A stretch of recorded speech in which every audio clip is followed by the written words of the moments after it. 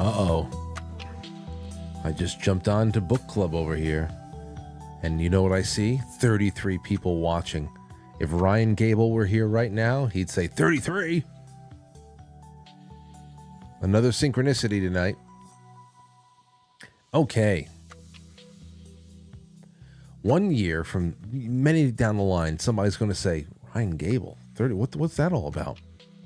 Because it'll be so many years down the line that somebody's reading Lucifer's Hammer and reading along with all these book club sessions, and they're not going to know about this very dated reference to the episode we just completed on, quite frankly, the 7 o'clock show. But to hell with them. They've got to catch up with that on their own time. Right now, we are really in the thick of it. And when I say thick of it, I mean, boy, oh boy, the impact with the Earth of this comet was one thing. But this is the real world implication. I think that, at first, you're always wondering what the hell is going to happen to the Earth physically. And then you start realizing that the impact from space was always going to be secondary to how the hell people, whoever's left behind, picks up the pieces and moves on and tries to deal with not only the elements, but each other. And that is what we're talking about this time around. We're talking about warring tribes at this point. Warring tribes. Hello to V. Hello, Quincy's Finest. Hello, Kate. Hello, Joseph. Mary. Subvet. Hello, Brian. Hello, Winston. Laura. S. Veronica. Wayne. Deborah. Shotzi. And more. So I'm just going to throw some of my my highlighted thoughts out there, and then I'd love to get you guys. I'm going to read from the thread and take some of your calls if case. But it opens up now. It's really a quest for power, a quest struggling for power between budding. I won't say city states, because I don't think any of these alcoves and these settlements can be considered cities just yet, but they're certainly tribal states. It opens up with the news that the former lieutenant governor of California, Montrose, is pretty much trying to collectivize power. That we're starting to learn that the Jellison, the group that is out there with Senator Jellison, they're taking better inventory of all of the groups around them, the militarized groups around them, and how big they are and what they're going to be doing. At this point, you think about people like Gordy Vance and, what's going on with those guys? What's going on with the kids? Have they been overrun? Have they been eaten by cannibals yet? There's so many things, because now it's the assignments for next week is you're reading from the Expendables to the end. And I think it's only 75 pages, and we're getting set up for a big confrontation here. This is a big one. Okay? So around page 498, we have this factioning. Where is it? I thought this was interesting here. 498.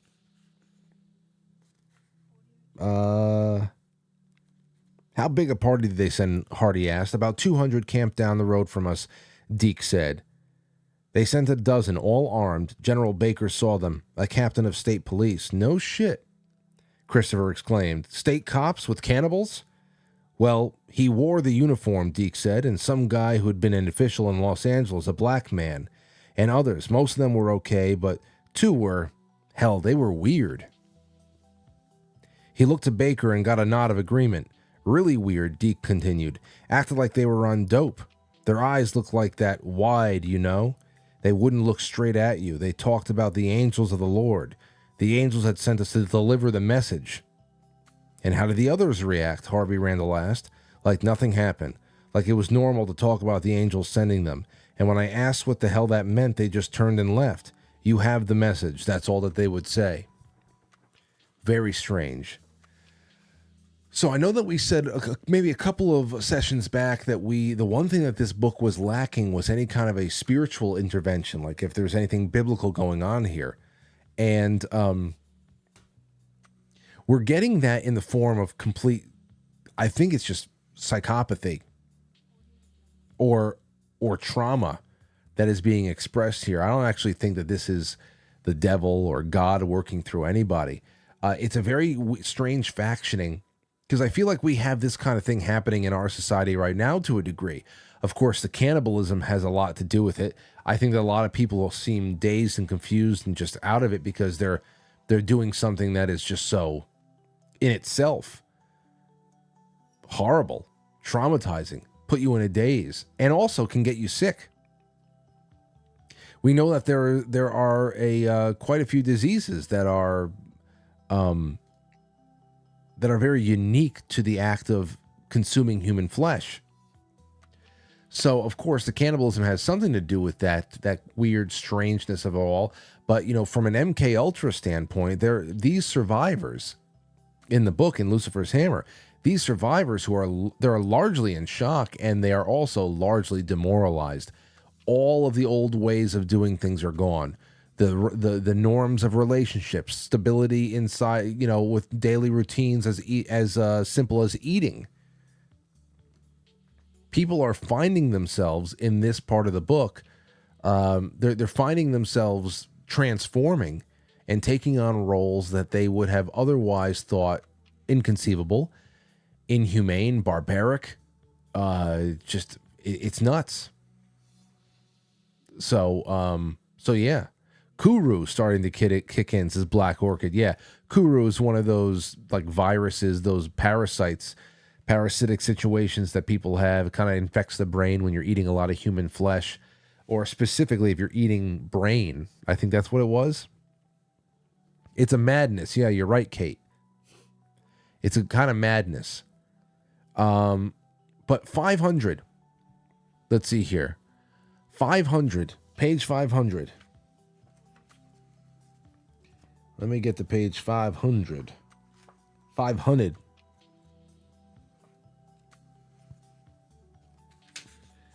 Here we go. 500. We get this bird's eye view of almost like a report of what's going on.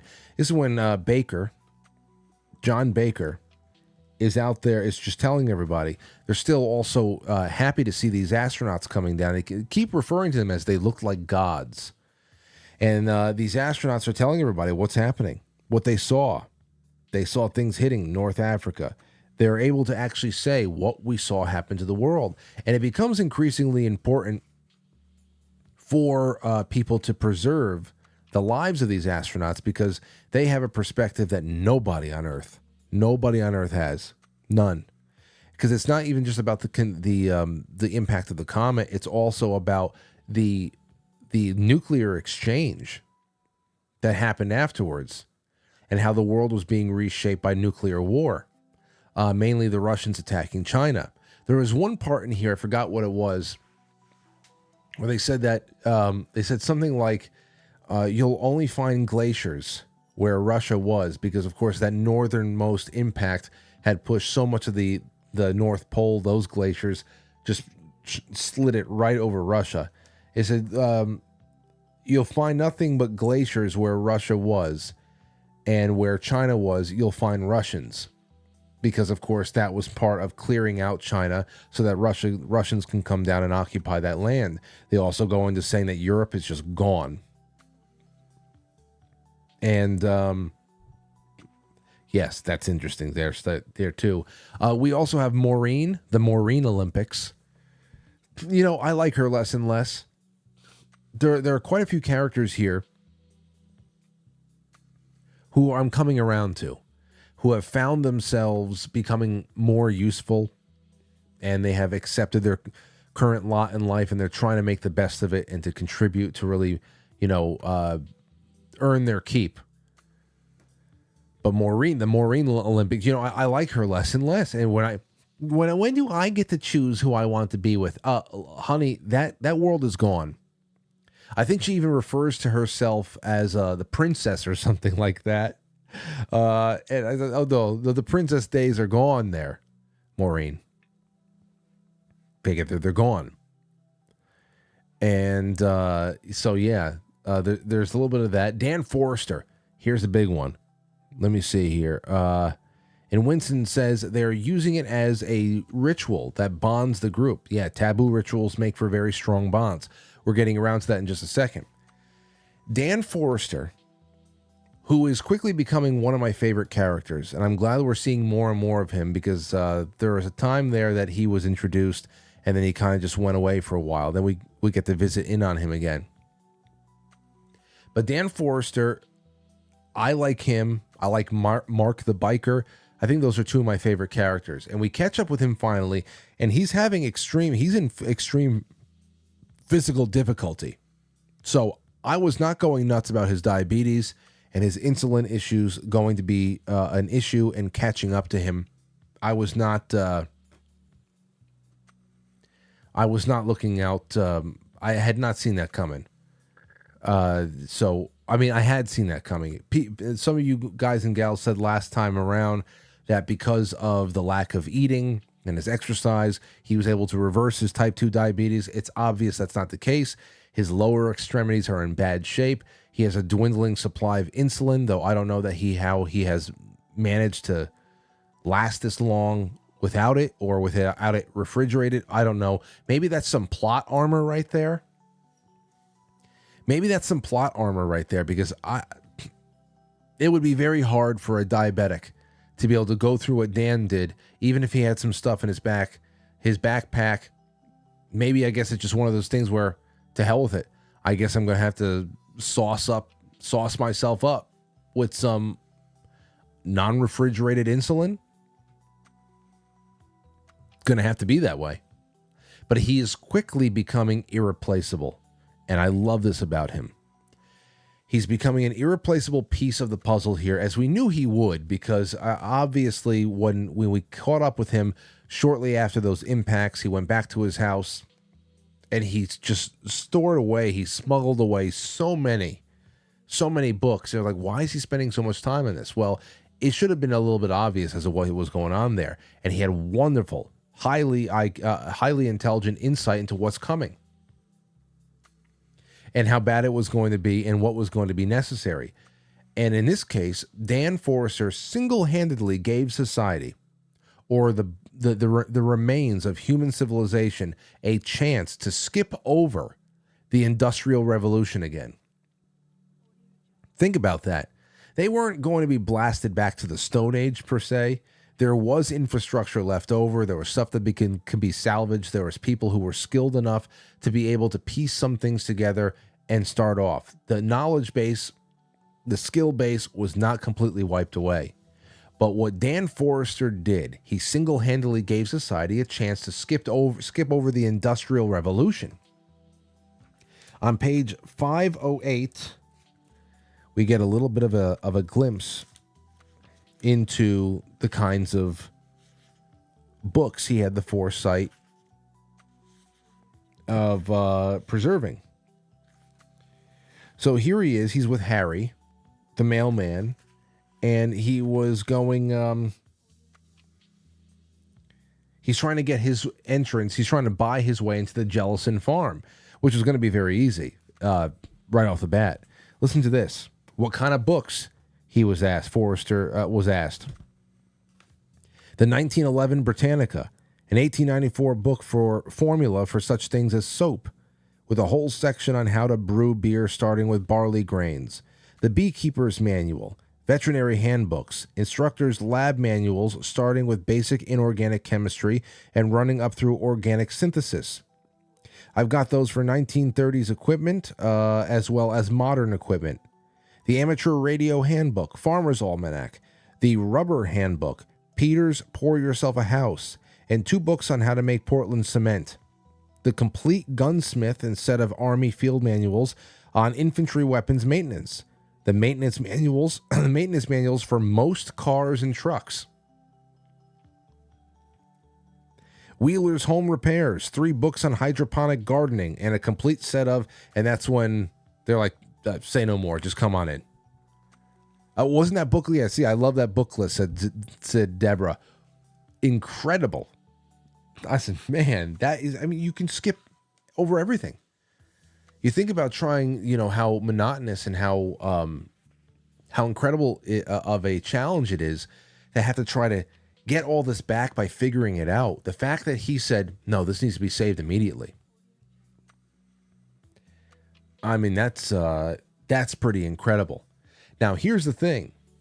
What he is saving is a chance for society over the course of maybe 50 to 100 years to make incredible fast forward stretches back into what we would have considered normalcy.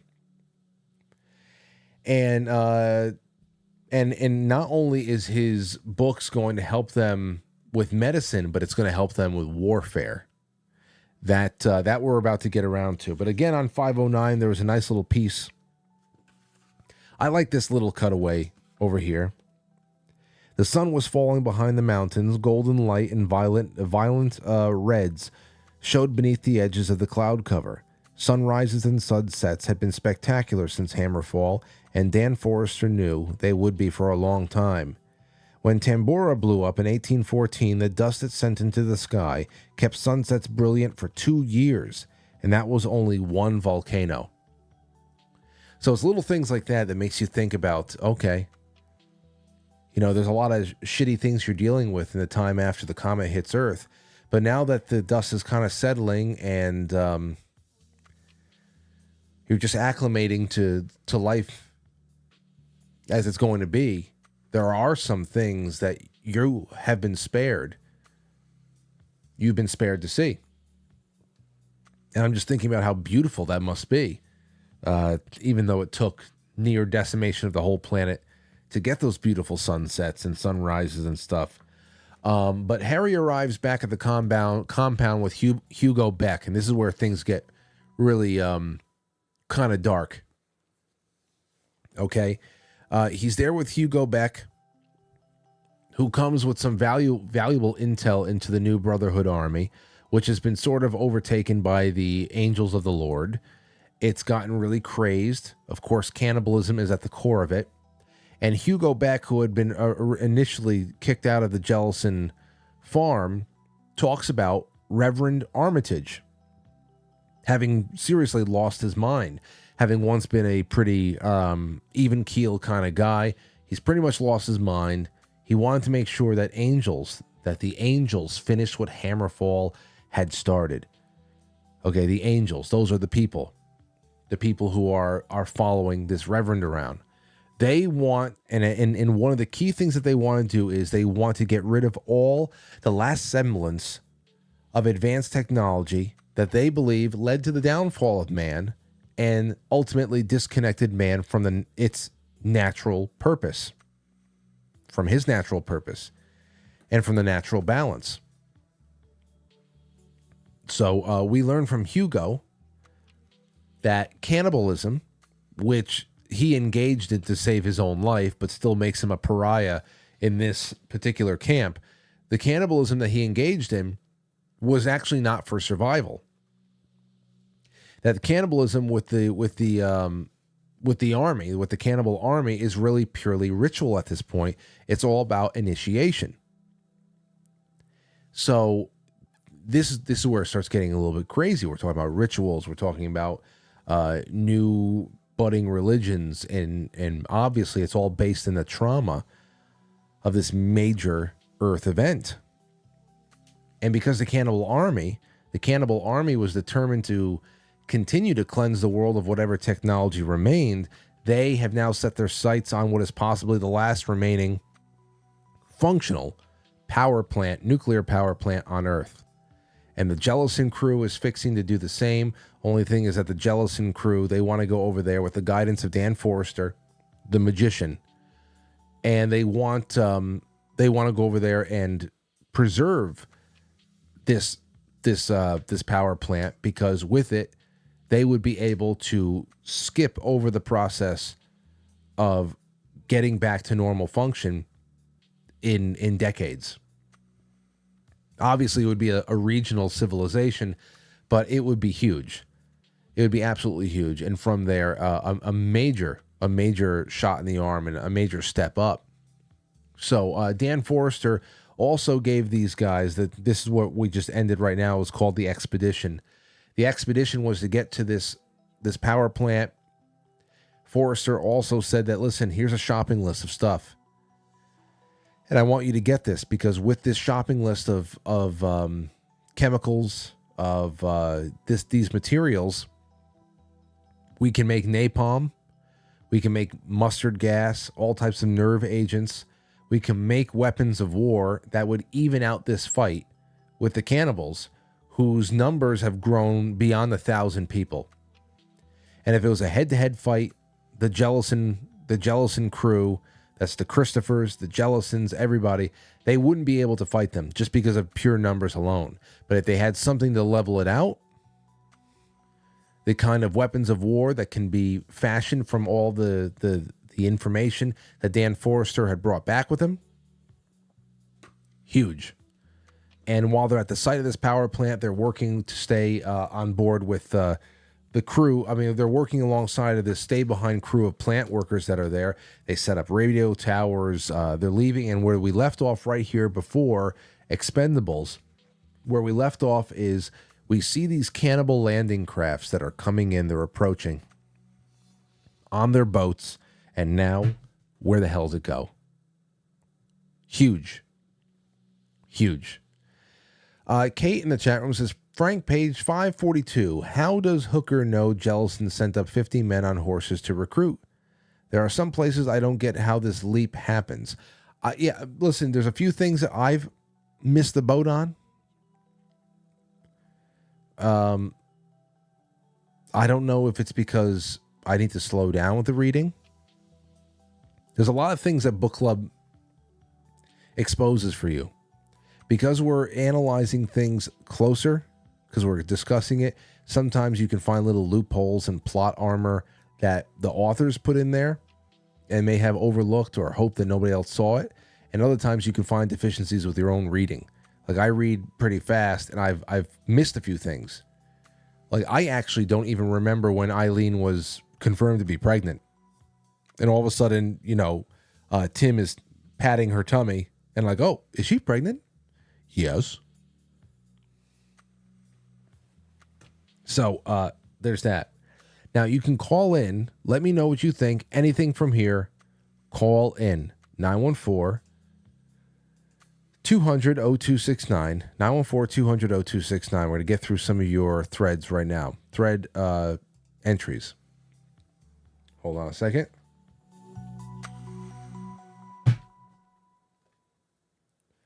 All right, so here we go. Oh, thermite.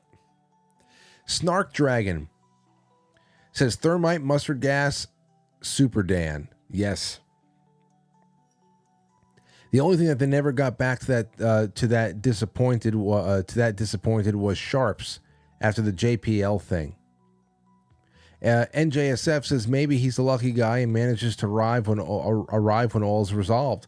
But I'm fine with having him as a loose end, to be honest. That's NJSF. So yeah, Dan Forrester is like one of the most important pieces of this entire puzzle, and you wouldn't think about that.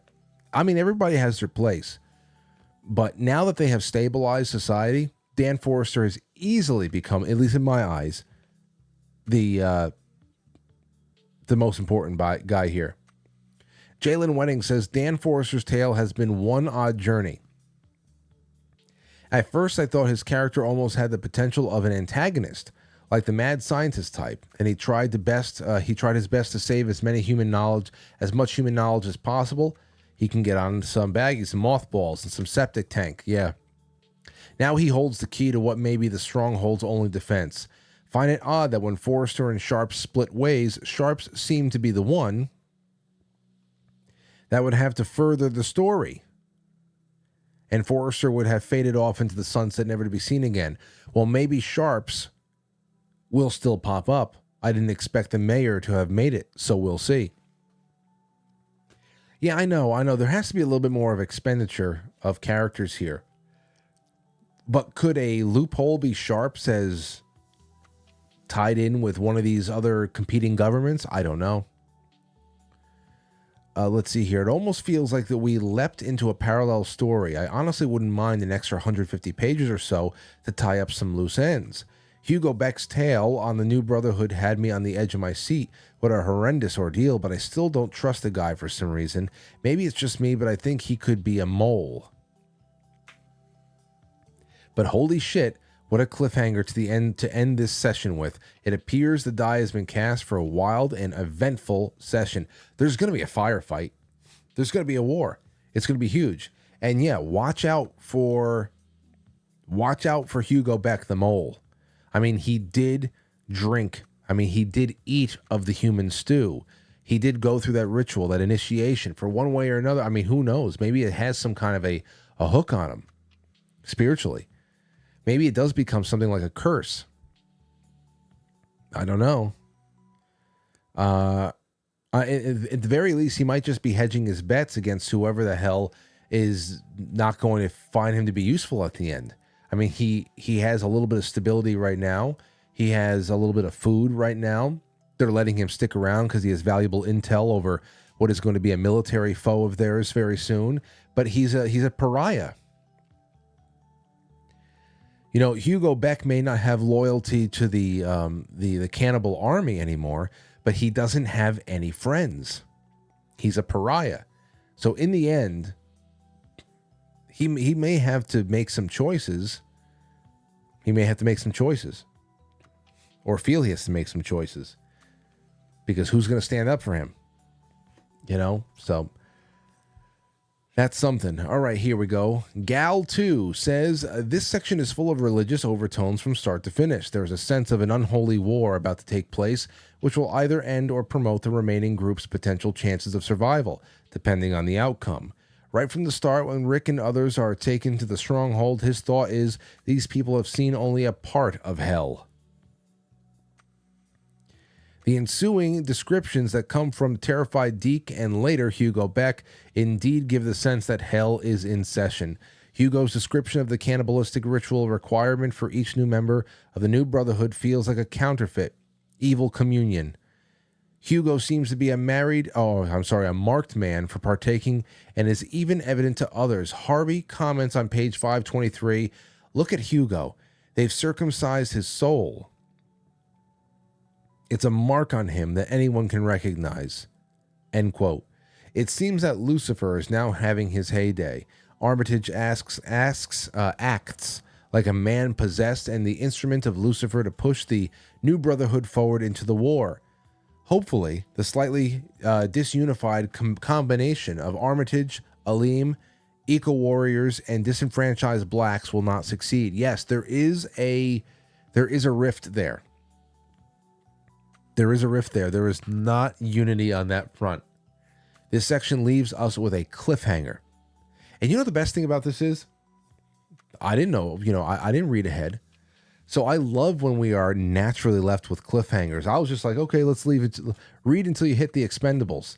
Thank God. If we went one chapter more, it might have been a little bit awkward. This is perfect. 3 men stood out in this section. Mark, my favorite character, would be a good friend to go through something like this. Dan, with all of his struggles, may save the day. Harry, the authors took a bridge too far for me.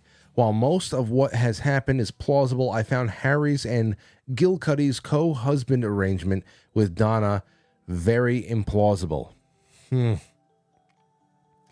I had to reread that paragraph twice. Did I just read what I think I read? And then, of course, it's just like, hey, all the rules are out the window. Seems weak to me, and I don't know a single man in my life who would be okay with that under any circumstances. Just my opinion. Especially in the wild. Okay? Especially in the wild. It's about claiming territory again. I mean, what they're describing is more of like a swingers mentality. And it's not about having a woman to be like a fleshlight. Just that everybody has just to have sex with somebody just for a little bit of stress relief. We're talking about jungle instinct that is now rearing its head again for the very basic purposes of revitalizing a civilization.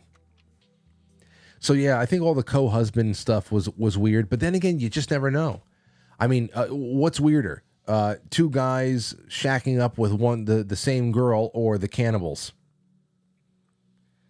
As much as the throuple is a little disconcerting to us over here in our from our vantage point,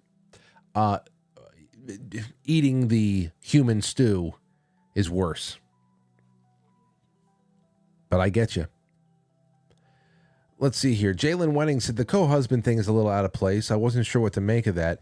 Harry's character seemed to have more than enough development up to that point. Snark Dragon said, amid the ruins, echoes of once vibrant world, civilization's sunset, a poignant tale unfurled. Silent streets whisper tales of forgotten dreams, fading embers where hope and despair streams. Mark G said every detail of Hugo Beck's story was horrifying, and it was. Some pretty sick stuff in there. He had to kill Cheryl so she wouldn't turn him in, because she was in it. The ritual hooks people. Now, whether or not it is really just like there was a tug into that world of cannibalism and that this newfound religious order, or whether it was that Cheryl just was so dedicated to preserving her life that she has no loyalty to anybody except what is going to keep her alive. I guess it could be a little bit of both. He says, once you've eaten human meat, where can you go? I wonder if they will take him into the stronghold at the end. I have a feeling he won't make it out of it alive. I don't either. It seems like we may have to say goodbye to some main characters with an upcoming war. It's going to be an unpredictable finish. I'm with you on that. I bet you any money, because of the death, because of the cannibalism, because of the murder, that there's a good chance that Hugo Beck, he may just try. Okay, I will put money on it that he sacrifices himself for somebody. That he does something for the Jellicens or anybody in that crew, the people who otherwise look at him, they know what he's done, and they reject him. They can't wrap their heads around it. He would never be accepted. But maybe there's something that he can do in the losing of his life that can gain them some respect, and that he can be remembered by somebody in a favorable light, because obviously he is haunted by everything he just lived through, everything he saw. I mean, the description of the murders over there, that people who would not eat would just have their throats cut, or and then they would become food themselves. It's just incredible how he was made to butcher people. Yeah. I bet you any money he's looking for some personal redemption. Or he could be a mole. But one way or another, we're going to know by this time next week. Dyslexic Angel says, this section of reading felt like calm before the storm. You know something is brewing. We're about to find out. Yes. NJSF, I love when a story keeps having nice twists. And they twist it together like a natural development. So far, it has been the case. As we end this session, it is palpable the tension of the final confrontation in two fronts for the future of civilization, and I enjoy seeing the role that Dan Forrester plays. As we see, he manages to get to the stronghold just in time, as his diabetes seems not to be managed anymore, and they have sheep. That's huge. He can make insulin with that sheep. It also seems Maureen made her choice and will probably be sleeping with Baker. Yeah. Leaving Harvey and George in the lurch. Harvey was already on the outs, but Baker also had the unifying potential due to his hero status. I don't know why, but I actually find myself rooting for Maureen ending up with Harvey. Somehow it felt to me that they had a more loving connection, whereas Baker was just lust. There's a couple of moments there where Harvey is kind of rationalizing the kind of man he was and the fact that Loretta never knew, and I don't know.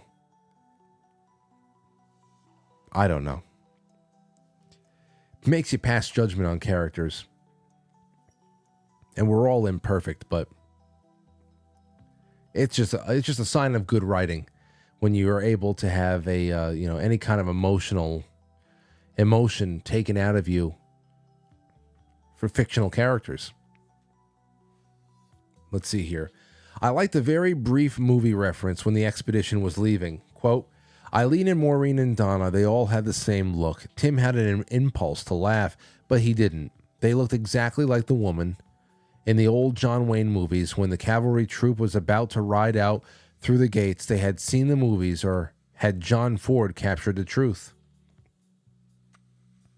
Where they're all just goodbye now, like waving a handkerchief.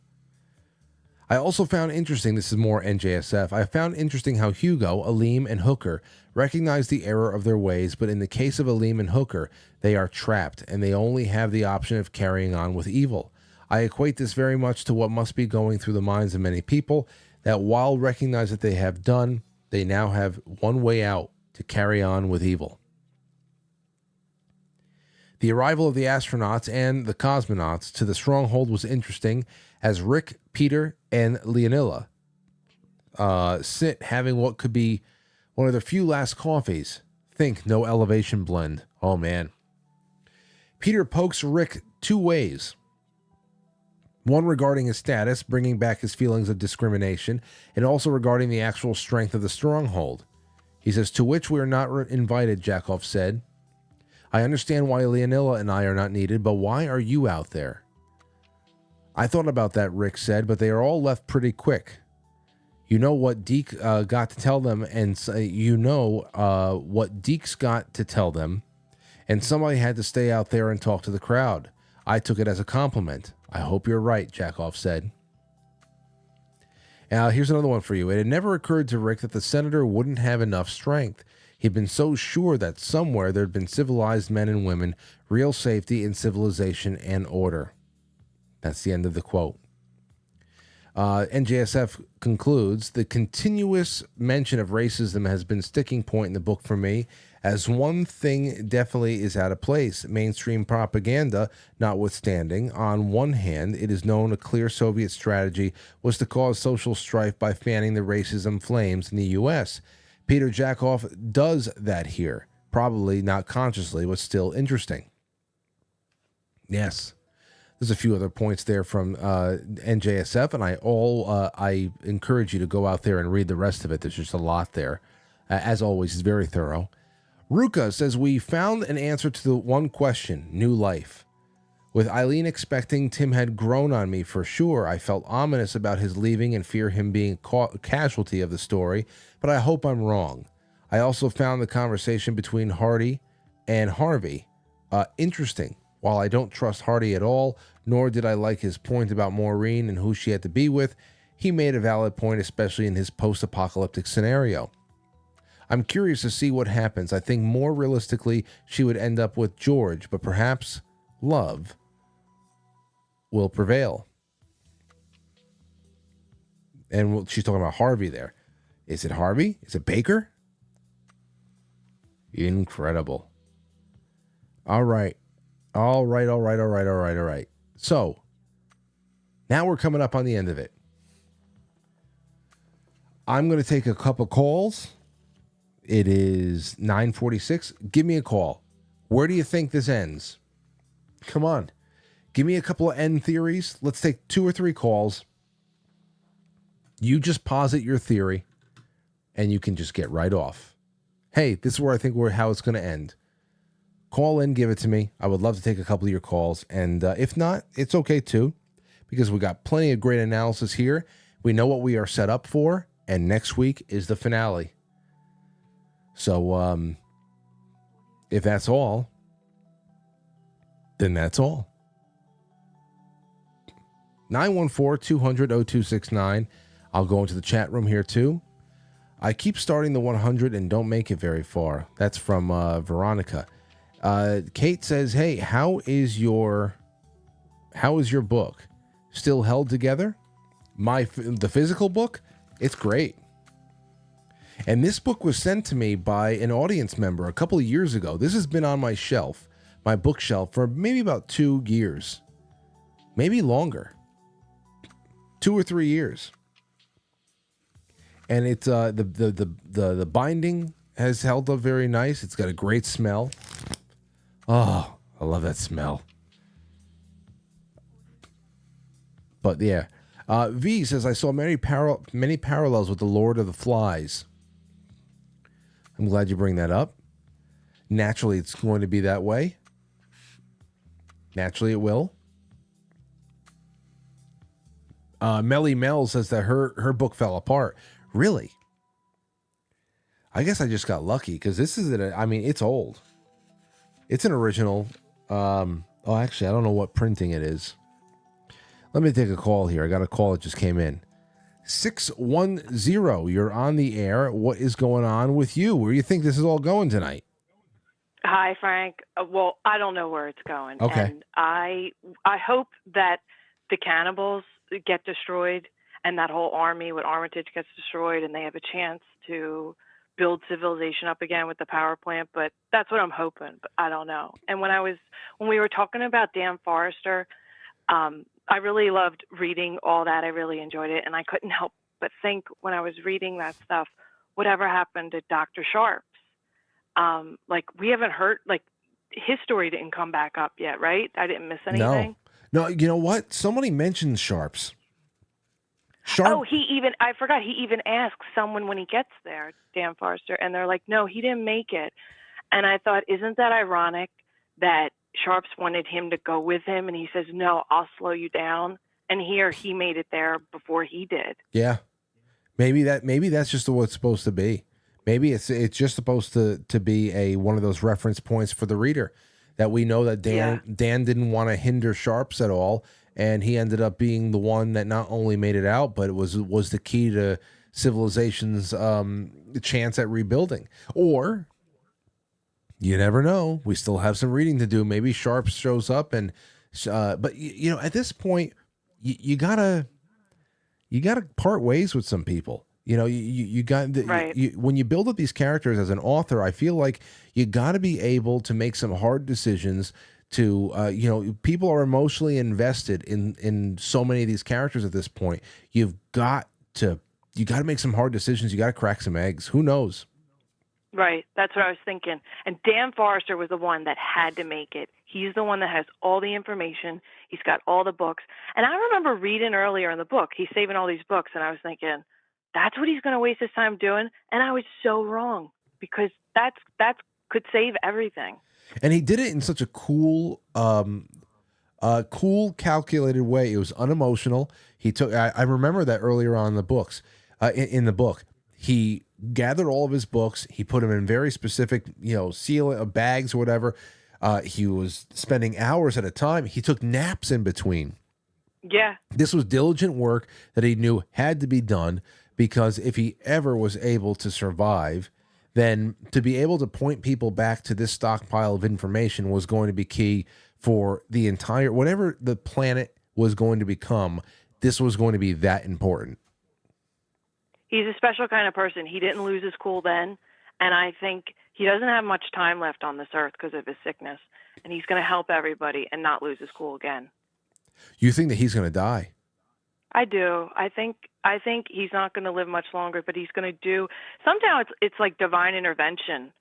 I know, the religion hasn't been brought up, but at this point, it's getting really bad with Armitage. It's just pure evil what he's pushing, and somehow it's divine that Forrester's still alive despite all of his illness, and he's by himself, and it's kind of crazy when you think about it. Oh yeah, it absolutely is. These are great points. Thank you so much for calling in. Thanks, Frank. Bye-bye. Right. Yeah, you know what? Maybe next week what I'll do is I'll do a very brief synopsis. I'll jump right into your thread, and we got to take calls. You guys are great. Let's do it again. Hey, 302, you're on the air. Who's this?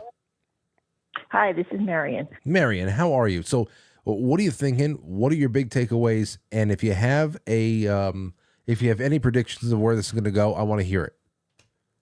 I don't know whether it's a prediction or not, but when I first was reading about Dan and about how he could concoct all these bombs and everything, I was thinking, wouldn't it be weird if they used it to kill the cannibals, but it ended up killing everybody? Oh, oh, it's so man did not learn. They yeah. just still ended up killing themselves off. What little bit was left, they killed themselves too. Well, right. One thing that it's interesting about this, in the beginning of the book, when they were setting us up with those sections and those chapters about the building of this new power plant, I'm thinking to myself, I'm sure many of you did too, oh, this thing's blowing. This is gonna be a part of the devastation. Maybe the comet is gonna hit right next to it. It's gonna blow up, and then we hear it's flooded, and there's references to it throughout the book. And then of course in this context, it starts to become a little bit more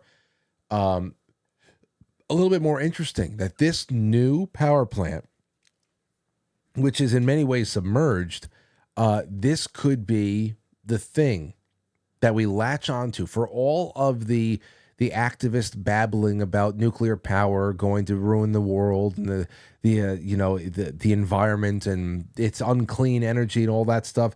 Well, here it is now. Everybody's praying, unless you're part of the cannibalist death cult, everybody's praying that this thing is going to be able to be salvageable, because now you're talking about 50 to 100 years worth of energy that can give you a huge leg up in expanding that ability, and of course regrowing civilization.